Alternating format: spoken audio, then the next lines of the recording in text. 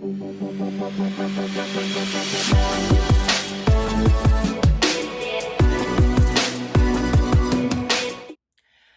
everyone. Welcome back to another episode of Six Figure Certified Coach, the podcast. I'm your host, Liv Chapman, and I have been a little bit under the weather, so we're going to try to not cough our way through this episode and have a really wonderful show. So last week, I sent out an email. If you're not on our email list, you need to get on it. Just go to innerglowcircle.com and opt into basically anything, and you will get all of our updates. If you want to opt into something amazing, I would highly recommend innerglowcircle.com/script. That's our sales call script template, and it's super helpful no matter what you're selling to be able to lead your sales calls more powerfully. And then you'll end up on our email list, so you'll get to hear all of my thoughts in writing. How exciting. But I wrote this email last week around the 5 non-negotiables. So these are non-negotiables daily in business that I have stuck to now for almost 10 years. And I want to preface this episode by reminding everyone that the first thing we have to remember is that our brain sometimes tries to convince us that new things are impossible things. And we do these things, or our brain tells us these messages like, I never have enough time, or I couldn't do that, or I'm not good at that, or I don't like that, so I'm not going to do it. And one of the greatest strengths, and I've shared this before, I am not more motivated than anyone listening to this podcast or anyone anywhere. I am not necessarily smarter or better or more efficient or anything. I am simply and only incredibly consistent. And people may argue that running a business is hard. I've been asked multiple times, do I find it hard? That must be so hard. No. Driving back and forth an hour to a job that I hated every day was hard. Being disrespected 8 to 10 hours every single day was hard. Running a business is not hard. It simply is a matter of sticking to the commitments that only you truly have to yourself. Like, that's the whole thing. We did this whole episode on discipline, I think last season, really great, potentially triggering episode, around when you start a business, you have to be disciplined to yourself, to your commitments, and to your why, right? So whereas you go into a job and it's like, oh, I can do this because someone's telling me to, or I'm going to get fired if I don't. You can't, you could fire yourself in your business, but hopefully you don't. So it just requires a stronger commitment to you and following through, and just simply put, doing what you tell yourself you're going to do. And people have a really hard time with that. I used to have a really hard time with that. I often credit the birth of my unplanned first son as being the only reason that I am able to do this so effectively now.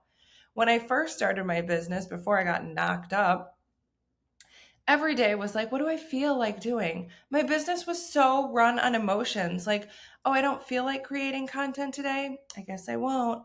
I don't feel like following up with leads. I'm nervous. I'm scared. I'm unmotivated. Everything was run on feeling and emotion.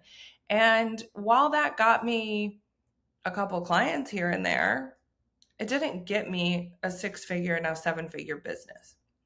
So we have to not negotiate with ourselves when it comes to the non-negotiables in your business. So I'm going to give you five-ish non-negotiables. These are things that you should be doing every working day in your business. Saturdays and Sundays or Fridays or whichever days you don't work, that's on you. I don't know your work schedule, but you need to have one for yourself.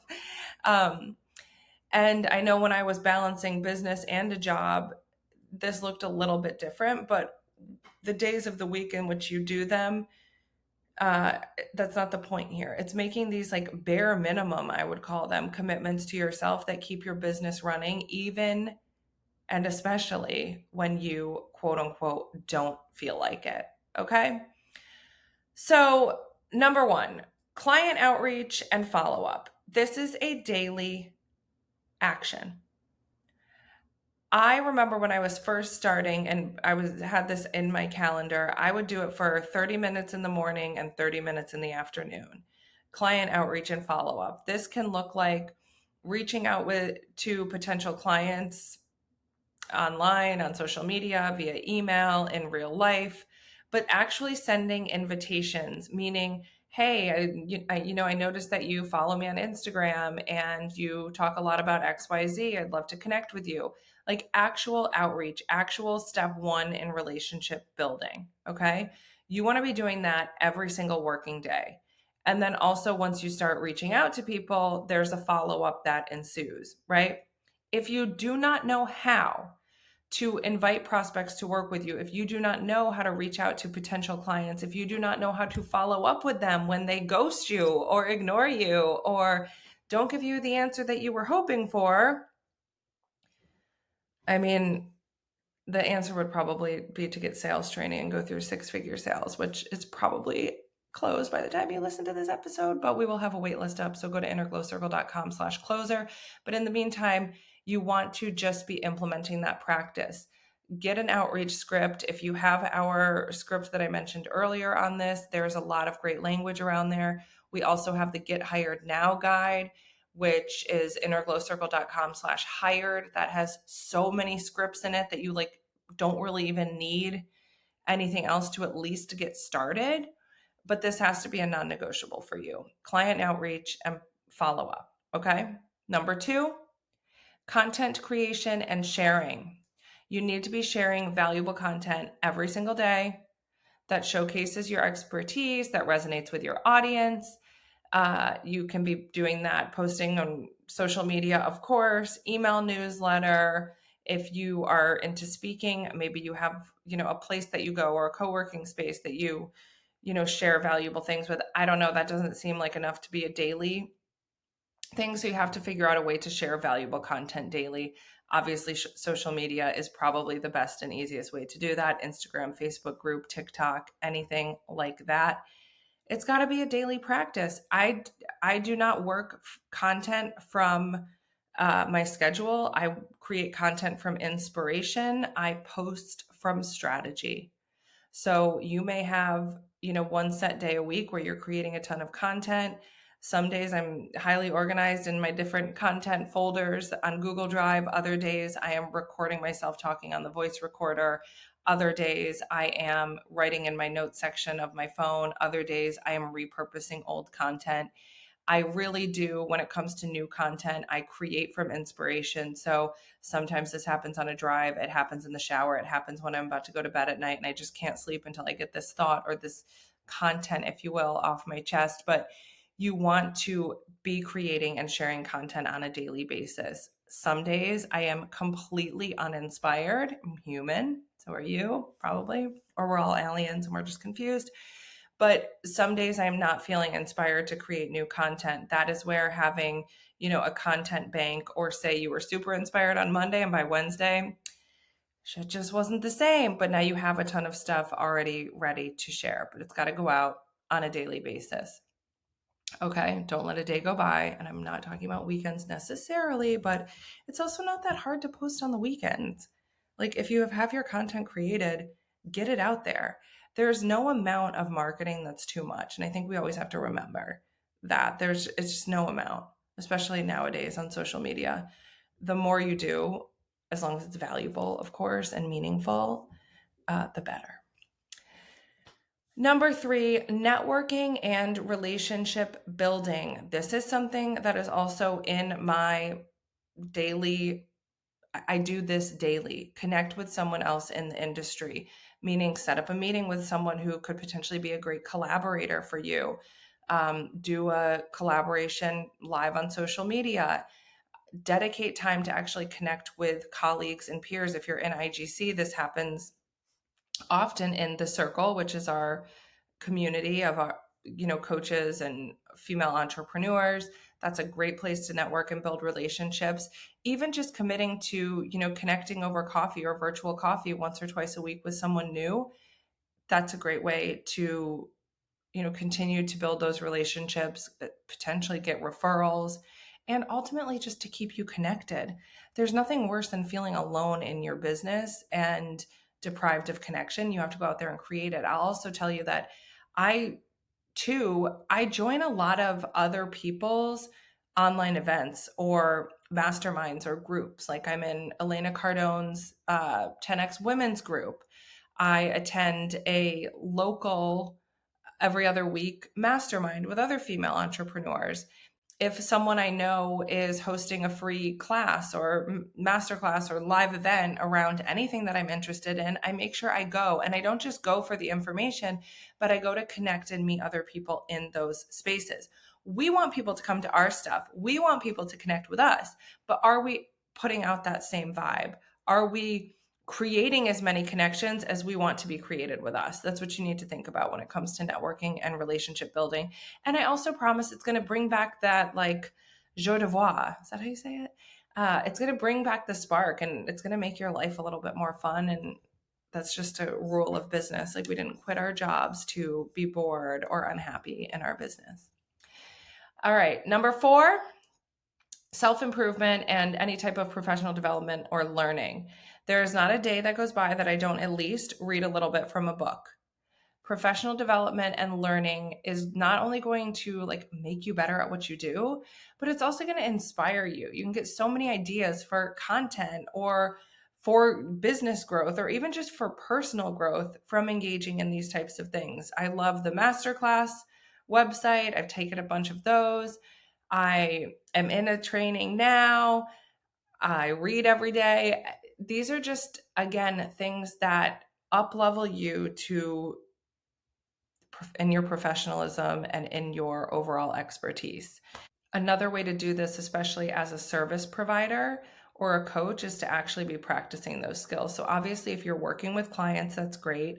And also you can be connecting with peers in the space and trading services if you want to, or getting feedback. Like one of the things that I love about Six Figure Sales is that we review a lot of sales calls.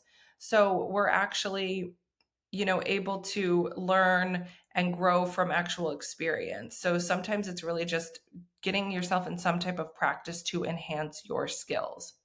Okay.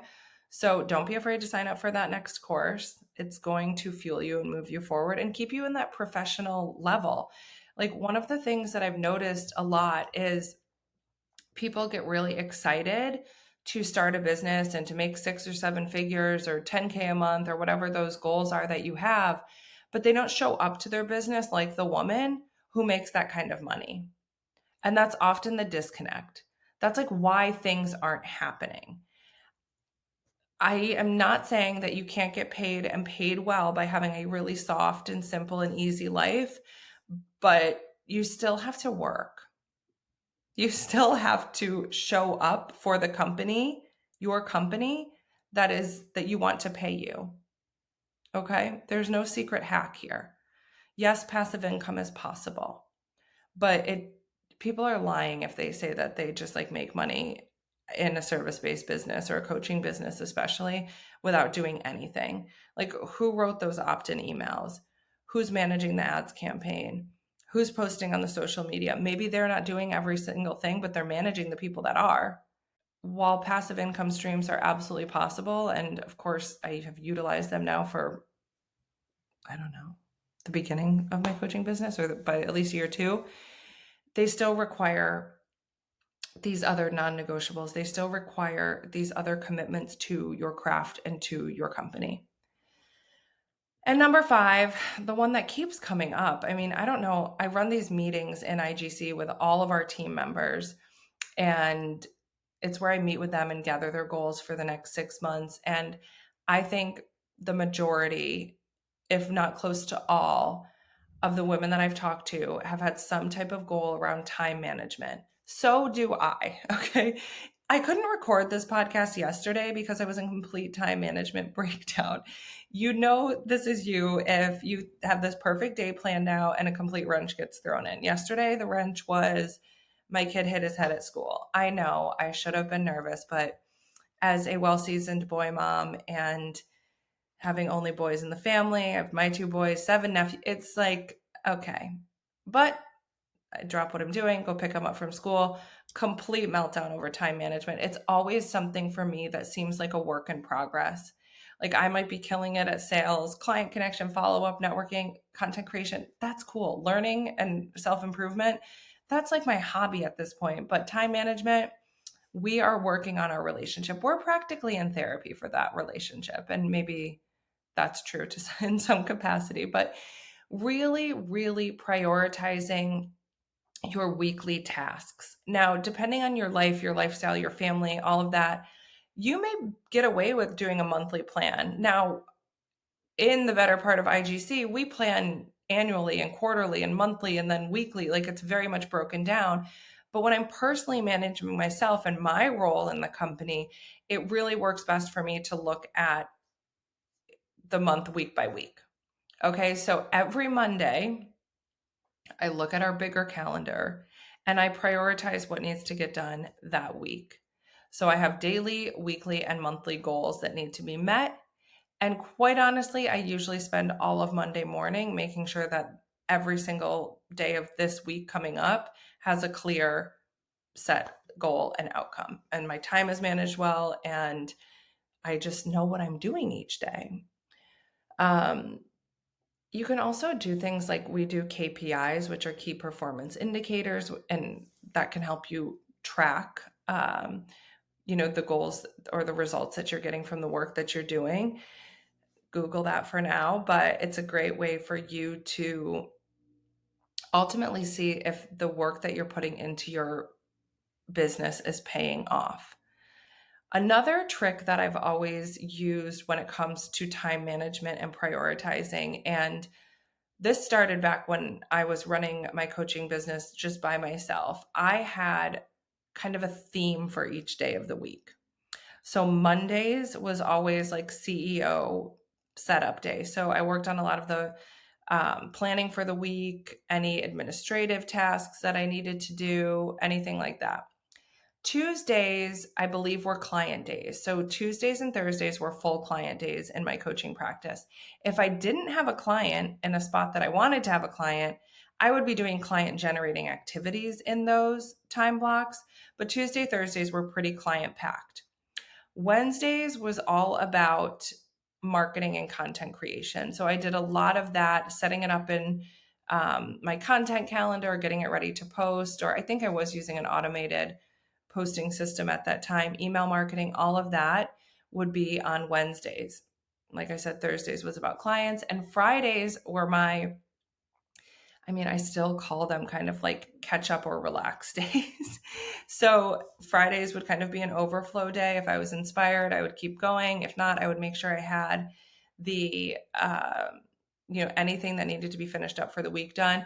And Fridays were also financials. So Friday would be the day that I would look over finances. That's another area of business that you actually need to have this would go under time management and goal setting. If you know that you need, 10 discovery calls booked each week and 5 new clients, that's something on Friday you would say, okay, I got 8 discovery calls this week and 3 new clients. Here's my income for the week, tracking all of that and keeping it really clear. That, like I said, is another one of those things that it's like we want to be making so much money in our business, but are we showing up like the person who makes that much money?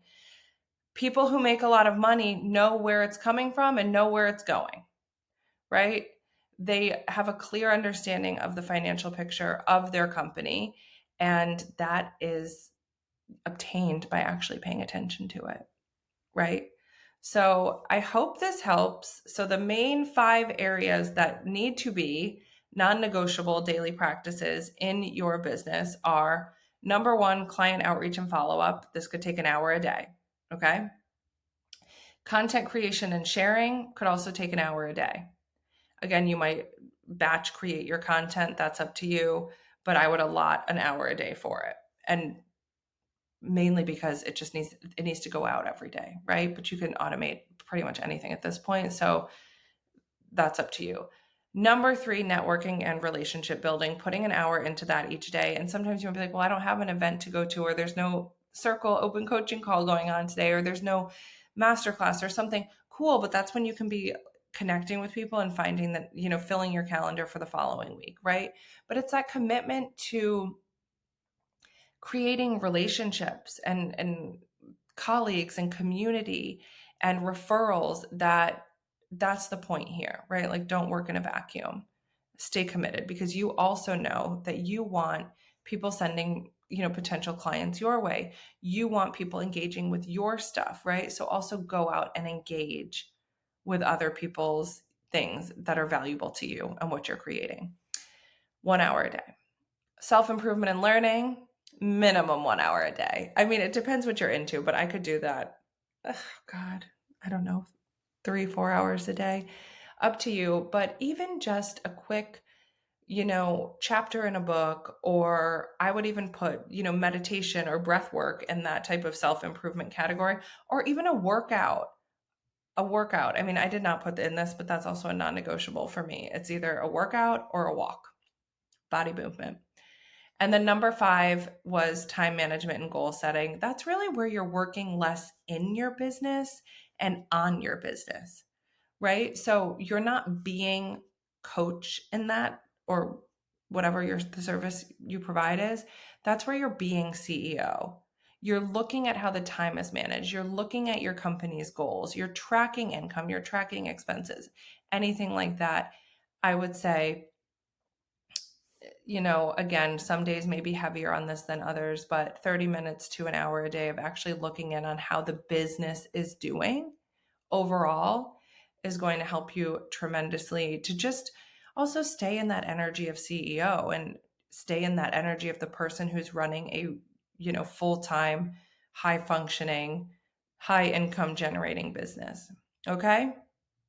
I would love to know what you all might add to this list, or what non-negotiables you have. Again, these 5 that I gave you, I think of as specific for business. There could also be personal non-negotiables. And this, I think that's actually super relatable. Like, I know that if I don't work out or take my walk, I don't feel as good. I know if I don't take my vitamins, I don't feel as well. I know if I don't sleep well, make my bed in the morning, get up, get dressed, like these personal non-negotiables that we have, take a shower, right? We don't feel as good. So I want you to translate that for a minute into your business. If you don't do these things in your business is not going to feel as well. You're not going to enjoy it as much, and it's not going to function in a healthy way that actually makes you as the owner happy and excited about it. Right? So just like we take care of ourselves, and if you don't, then add that to some of the things you need to improve. We're all work in progress. I really do say that truly. Perfection is just not even on the table in this household. I think Katie said years ago, 80% is the new perfect, and we go with that. Although I did say that line to my new